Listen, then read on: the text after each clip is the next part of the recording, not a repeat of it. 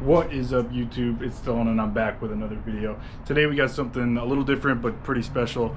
We got Diana's Daily here and we're about to get into this cold air intake install. Stay tuned. Right off the bat, I don't know if you guys have seen this on the channel yet, but this is Diana's 2021 Honda Civic Sport. It is the hatch. A couple things are done to it: exhaust, Type R wing, and a couple other things coming for it, which are going to be awesome. But today we're installing a cold air intake, and it's going to hopefully make some more noise. This is a 1.5 liter turbo car. I know the hatchback models and the SI models come with a 1.5 liter turbo. I believe the Type R is as well, but it's a different setup, bigger turbo, I think. Correct me if I'm wrong, Honda boys. This isn't my cup of tea. But yeah, we're going to get into this install. So in this box, believe it or not, it's super tiny, is the Mishimoto Cold Air Intake. This is the CARB legal version, so all you California people will be able to have this on the road and get your car smogged, no problem. Everything you need for the kit is in this box. And like I said, it's super small. We've already kind of taken a look at things here. So inside the box, obviously you have your filter, the coupler that comes with it. You have that. You have the actual intake piping that comes with more of these clamps and other hardware. You have the fully enclosed box. That's the main reason why we went with this one, is it's fully enclosed, and that's better for no water getting in there, things like that. And it actually functions as a cold air intake and not just sucking in the hot air from the engine bay. You have your reducer for the mass airflow sensor, a couple different brackets, and the most important expensive part is the CARB sticker. So all you California people, I know you're probably drooling over these. They're super hard to come by, and not a lot of companies are making stuff anymore, so shout out to Mishimoto for that. So for the stock intake, it's pretty simple, very tiny. It's not that it's not efficient, because it is, it's a Honda, but if you're looking to get any sort of performance, this is probably not the way to go. Everything's plastic. You have your big opening here. Your air filter is under here, under a couple screws, and obviously you have the pretty, well, this isn't very pliable anymore for some reason. This thing only has 40,000 miles on it, so it shouldn't be terrible. Most of these cars are not that old now, so if you have 100,000 miles or more, I mean, you'll be driving a lot. All right, so we're taking this apart. A couple things you're gonna need are a socket with some extensions, preferably a longer one, but these will work for now. For the side screws here, you're gonna need an 8mm socket, 1, 2, 3, and 4. This is just gonna take the assembly off. For the couplers, you can either use a Phillips screwdriver, or it's a 5.5mm. It's a strange size, but a 5.5mm. Then you're going to need a Phillips screwdriver for the 2 bolts here. You have a clip for the MAF that goes right into here. You just pull it straight out. Super easy, not hard at all. Once we get that off, we can get under there. There's a couple other bolts we're going to need with different sizes. All right, so once you have the 4 bolts removed from the air box, what you're going to want to do is, like I said, pull that clip out. Let's pull the mass airflow sensor plug out, just to pull tab and out. And then this box should be loose. We have already removed the couplers, or loosened the couplers. So this whole unit should just slip out like that. And the coupler will come off with a little bit more of a fight, because it's gonna be dried on there. But yep, pulls right off. We have our old air filter in here. Let's see, this is 40,000 miles of driving. Holy cow. This thing needed to be changed really, really bad. We got bugs, dirt, all sorts of good stuff on there. So it's a good thing we're changing it. I recommend checking it. Like I said, this has 40,000 miles on it. Usually that's about the time you want to change them anyway. So, all right, so when you have the air filter removed, it makes it a little bit easier to get through here. So there's a 10mm bolt at the very bottom there, and there's another 10mm bolt right there. After that, this thing should pull straight up after it's completely removed. So let's get that going.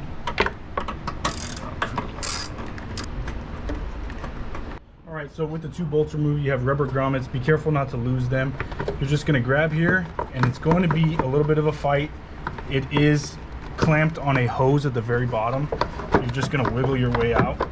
It will come out. There it is. It's free.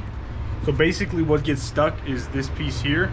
There's a hole down here. I don't know if you can see that. It's a rubber piece. It just gets stuck in there. So you're just basically wiggling that loose. All right, so we have all the parts laid out here. This is the main assembly, the enclosed box here. So basically what's gonna happen is you're gonna get a bag full of bolts here. There's gonna be 8 of these Allen key style bolts. You're gonna have 4 smaller washers, 4 bigger washers, and you're gonna have some spares here, and there's 1 nut, a bushing, a large bracket, and a small bracket. I know it looks like a lot, but it's a really, really easy install. we're going to start with putting the large bracket right here. So the intake side's here. It's going to face out just like that. There's two bolt holes. Basically, you're going to come from the top and throw 2 threaded bolts right through there. With all of the brackets, you're going to use the larger washers, so it's going to look like this, right? We're going to come through the top, drop it straight through, mount that bracket on. Now on this side where the intake is, the smaller bracket goes, same thing, 2 bolts into there, larger washer. Those are your 2 mounting brackets. One of the most important parts is from your original airbox are these rubber bushings here. We're going to be using those on the new setup. So what happens is these insulators in the middle, you're going to push them out, get them completely out like that. That way this is more pliable, and you pull it out. Same thing with this one, and then we're going to move them onto the box. So the 2 places these insulators are going to go are on this L bracket and on the actual box over here. So what you're going to do is, like I said, take the piece out, slide the rubber grommet in, and then you push this through the bottom just like that. It's going to sit just like factory, but this is so you don't get any rattling or moving around when you fully tighten the bolt down. So now we're going to go over to the box. This one's a little bit more not tricky, but this hole here you're going to squeeze through, and you're just going to get it to sit right in the middle just like that. Same thing, put the metal insulator through, and that's that. All right, so I put the 2 bolts in for the L bracket on the side here. What you're going to want to do is tighten them to where they're snug and not flopping around, but just leave enough to where you can shift this bracket, because we may have to move it to place it on the actual car. So leave these a little loose. That's why there is a oval shaped hole here, so you can move them back and forth. Now we're going to work on the little side.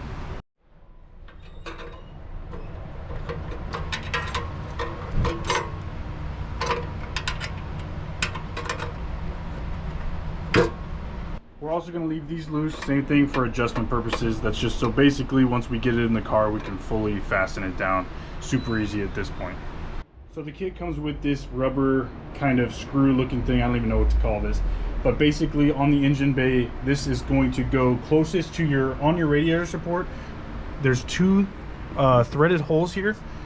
Not sure if you guys can see that, but these threaded holes, it's going to be the one closest to the passenger side. So basically what you're going to do is just hand thread that in, get it to where it's nice and snug. Got a little bit more to go. There we go. So that's going to help with holding the airbox in. So the box is pretty much assembled, ready to go to put in the car. What we're going to do is try to get this corner bolt here in first. Then we're going to work on this top left corner, and then last we're going to leave the hard one because it needs a little bit more adjustability. That's going to go straight on the bottom. So let's work on this one first. We're just going to set it in the engine bay. Use these bolts to guide you, and then we're going to line that up. That is all lined up. Perfect. The kit's going to come with a nut. Mine is doubled up for some reason. I could not tell you why, so we're just going to have to roll with it.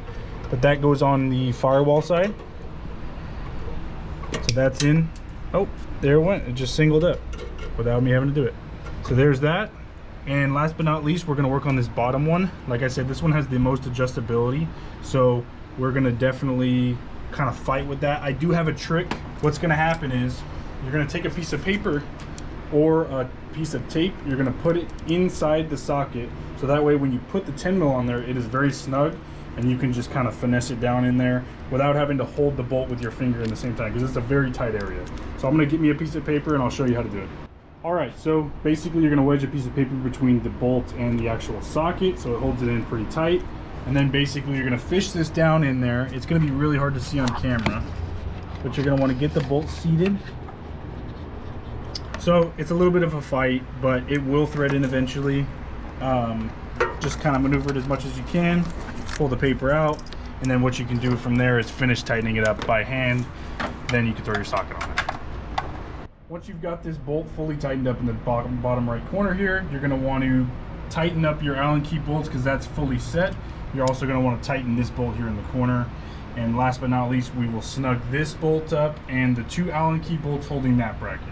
All right, so now that everything is fully secure on the box, you shouldn't have very much play, just enough room. That's what the rubber insulators are for, basically to allow a little movement but no rattling. Now we're going to move on to the coupler with the mass airflow sensor. Mishimoto has been in the game a long time, so you know that they even labeled it for you for the air filter end. And this is what's going to go directly into your intake piping. So what you're going to do is take the 2 bolts from your mass airflow sensor on your stock air box here, and you're literally going to just put it right into this one. All right, so you're basically going to take these screws out. This thing will pull straight out with a little bit of a finesse. So there is a rubber O-ring around this, obviously to protect against the outside air or unfiltered air. So what you're going to do is line up the bolt holes. Be careful, like I said, with this is a very not so cheap piece. Once you get to this point, there'll be a little gap. All you're going to do is push down, and that will seat that O-ring for you.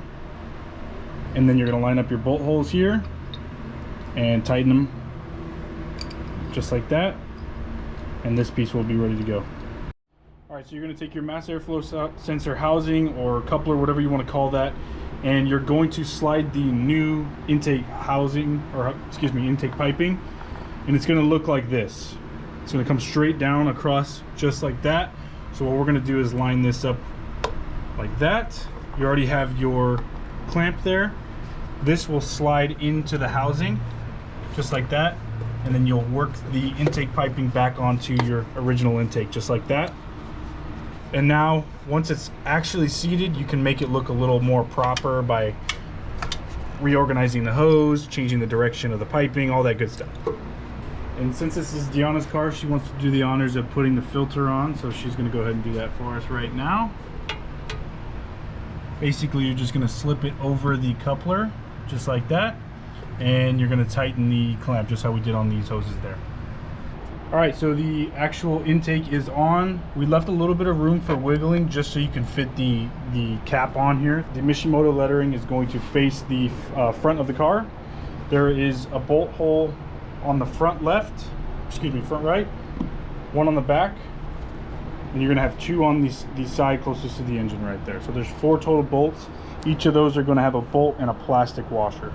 While Deanna's installing the top piece, we've got the Shopcat gray mittens right here. There was a regular mittens and then there's a gray mittens. So, say hi. Say hi.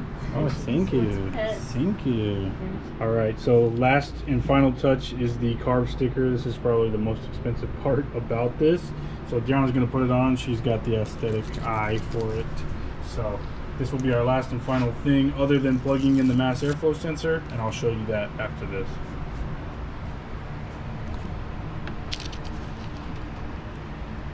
Right there, now you're California certified.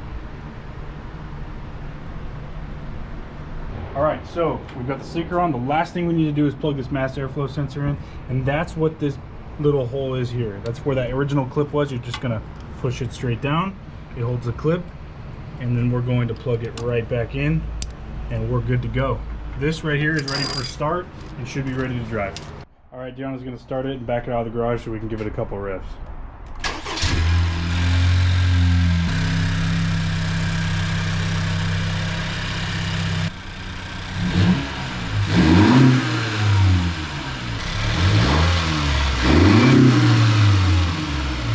Alright you guys, that is going to do it for today's video. Thank you so much for watching. I really hope this helped you guys. We're going to go drive around, get some gas, kind of enjoy the noises that it's making. It's definitely a lot louder, at least the intake noises.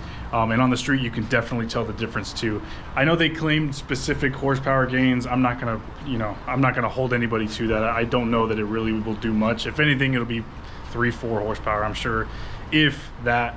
But it would definitely be paired great with the tune. So if you're planning on tuning your car, this is definitely a good way to go. If you haven't already, please like and comment on this video. It really would help me a ton. And if you haven't subscribed to the channel, please consider doing so. We are really close to 1,000 subscribers, and I'm really getting excited to hit that landmark. So please help me get to 1,000, and I hope you're the 1,000 subscribers. So I'll catch you guys in the next one. Peace.